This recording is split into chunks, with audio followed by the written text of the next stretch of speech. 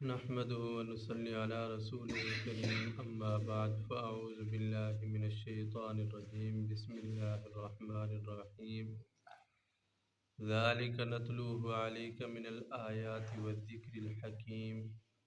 یہ وہ باتیں ہیں جو ہم آپ کے اوپر تلاوت کرتے ہیں نشانیوں میں سے، والذکر الحکیم اور نصیحت کی اور دانائی کی باتوں میں سے۔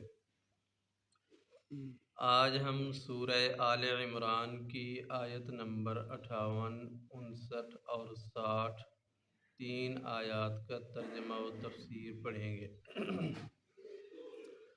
تذکرہ چل رہا تھا حضرت عیسیٰ علیہ السلام کا۔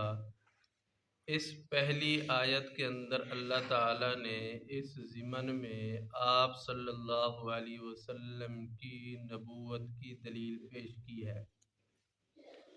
نبوت کی دلیل کیسے پیش کی کہ پچھلے 2-3 درس جو گزرے ہیں ان سب کے اندر مختلف واقعات آئے ہیں۔ مثلا حضرت عمران کی گھر والی نے منت مانی، اس کے نتیجے میں حضرت مریم پیدا ہوئیں، پھر ان کی پرورش حضرت زکریا علیہ السلام کے حصہ میں آئی۔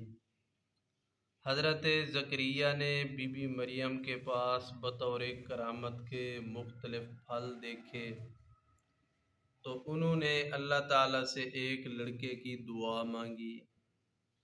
پھر حضرت بی بی مریم کو بعد میں چل کر آگے اللہ تعالیٰ نے حضرت عیسیٰ علیہ السلام ایک بیٹا دیا۔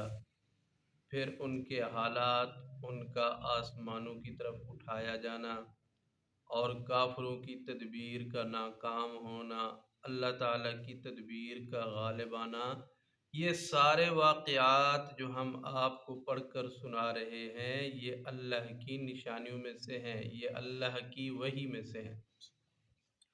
اور وحی ہر بندے کے اوپر نہیں اترا کرتی، وحی جو ہے وہ نبی کے اوپر اترا کرتی ہے۔ آپ علیہ السلام جو یہ ساری چیزیں بتا رہے ہیں، سارے واقعات بتا رہے ہیں، اس وقت آپ موجود نہیں تھے، آپ کو وحی کے ذریعے سے بتایا گیا ہے، اور جس کے اوپر وحی اترتی ہے اس کو نبی کہتے ہیں، اس لیے آپ علیہ السلام نبی ہیں۔ اس سے ہٹ کر فرمایا وَالذِّكْرِ الْحَكِيمِ، اگر اس چیز کی طرف نہ بھی نگاہ رکھو تو بھی یہ واقعات جو ہیں وہ نصیحت اور حکمت اور دانائی سے بھرے ہوئے ہیں۔ یہ بذات خود بھی بتاتے ہیں کہ جو نبی یہ خبریں بتا رہے ہیں وہ سچے اور برحق نبی ہیں۔ ذَلِكَ نَتْلُوهُ عَلَيْكَ مِنَ الْآيَاتِ وَالذِّكْرِ الْحَكِيمِ، یہ جو ہم آپ کے سامنے آیات تلاوت کر رہے ہیں یہ نصیحت اور حکمت کی باتیں ہیں۔ ان مثل عیسیٰ عند اللہ کمثل آدم، وفد نجران، عیسائیوں کا جو وفد آیا تھا انہوں نے آپ علیہ السلام کے سامنے ایک اشکال کیا، اس کا جواب دیا جا رہا ہے۔ عیسیٰ علیہ السلام کے متعلق انہوں نے بحث و مباحثہ کی اور کہا کہ حضرت عیسیٰ علیہ السلام اللہ کے بیٹے ہیں۔ بھی کیوں اللہ کے بیٹے ہیں؟ کہا اس لیے کہ وہ بغیر باپ کے پیدا ہوئے ہیں، جب ان کا باپ ہی نہیں ہے تو پھر اللہ کے بیٹے ہی ہوئے۔ اس پر اللہ تعالیٰ نے قرآن کریم کی آیت اتاری اور ان کو جواب دیا کہ دیکھو عیسیٰ علیہ السلام کی مثال اللہ تعالیٰ کے ہاں ایسے ہے جیسے حضرت آدم کی مثال ہے۔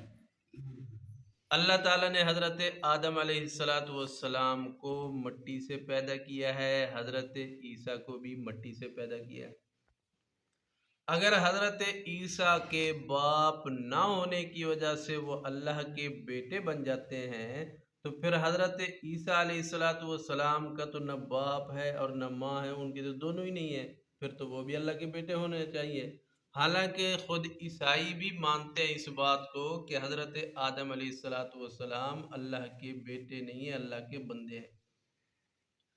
اگر صرف اس بنیاد کے اوپر حضرت عیسیٰ کو اللہ کا بیٹا کہتے ہو کہ وہ بغیر باپ کے پیدا ہوئے ہیں تو پھر آدم کو تو بطریق اولا اللہ کا بیٹا ہونا چاہیے کہ وہ تو بغیر ماں اور باپ کے پیدا ہوئے ہیں، پھر ان کو کیوں نہیں اللہ کا بیٹا مانتے؟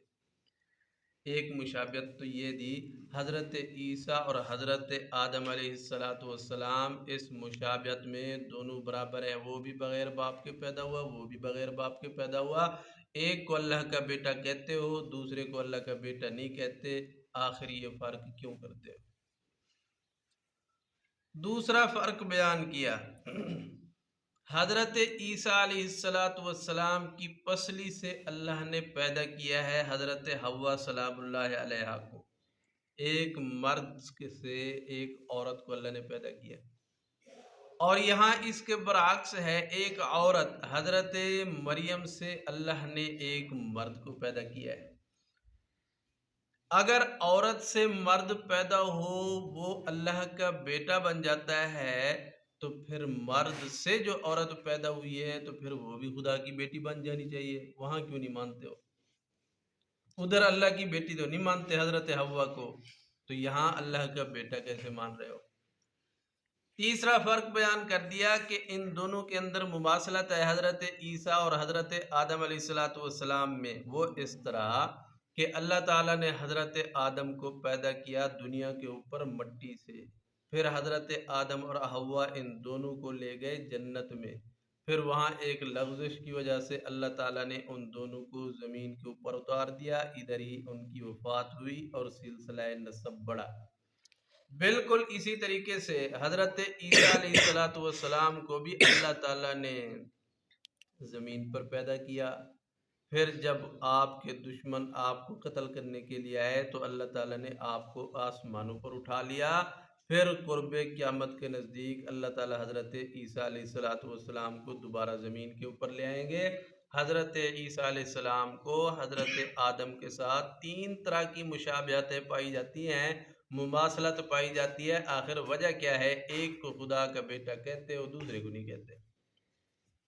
اس کے اوپر عیسائی لاجواب ہو گئے، اسی کو اللہ نے فرمایا ان مثل عیسیٰ عند اللہ کمثل آدم، بے شک عیسیٰ علیہ السلام کی مثال اللہ کے ہاں آدم علیہ السلام کی مثال کی طرح ہے، خلقہ من تراب، اللہ نے ان کو پیدا کیا مٹی سے، ثم قال له کن فیکون، پھر کہا ہو جا تو پس وہ ہو گئے۔ اصل حقیقت یہ ہے کہ حضرت آدم بھی اللہ کے حکم اور ارادہ سے پیدا ہوئے، حضرت عیسیٰ علیہ السلام بھی اللہ کے حکم اور ارادے سے پیدا ہوئے۔ الحق من ربک، میں نے حقیقت آپ کے سامنے رکھ دی ہے، اب حق تمہارے سامنے تمہارے رب کی طرف سے واضح آ گیا ہے، کیوں؟ اس لیے کہ میں نے قرآن پڑھ کر سنایا ہے، اور قرآن کے اندر حق اور سچ ہی بیان کیا گیا ہے، غلط بیانی نہیں کی گئی۔ میں نے قرآن سنایا، الحق من ربک، حق تمہارے رب کی طرف سے واضح ہو گیا ہے، فلا تکن من الممترین، اب تم شک کرنے والوں میں سے نہ ہو جاؤ، اس لیے کہ قرآن میں مشکوک باتیں ہیں نہیں، اب اگر تم شک کرو گے تو میرے اوپر شک نہیں کرو گے، قرآن کریم کے اوپر شک کرو گے، اور قرآن کریم کے اوپر شک کرنا اپنے ایمان کو برباد کرنے والی بات ہے۔ دعا ہے اللہ پاک سے، اللہ پاک ہمیں اپنے ایمان کے اندر پختگی نصیب فرمائے۔ کل کی آیت جو ہے وہ آیت مباہلہ آ رہی ہے، اس کے اوپر انشاءاللہ ہم تفصیل سے بات کریں گے۔ دعا ہے اللہ پاک سے، اللہ پاک ہمیں قرآن کریم کے احکامات پر صدق دل کے ساتھ عمل کرنے کی توفیق عطا فرمائے، اور ان کو دل و جان سے ماننے کی توفیق عطا فرمائے۔ آمین، وآخر دعوانا الحمدللہ رب العالمین۔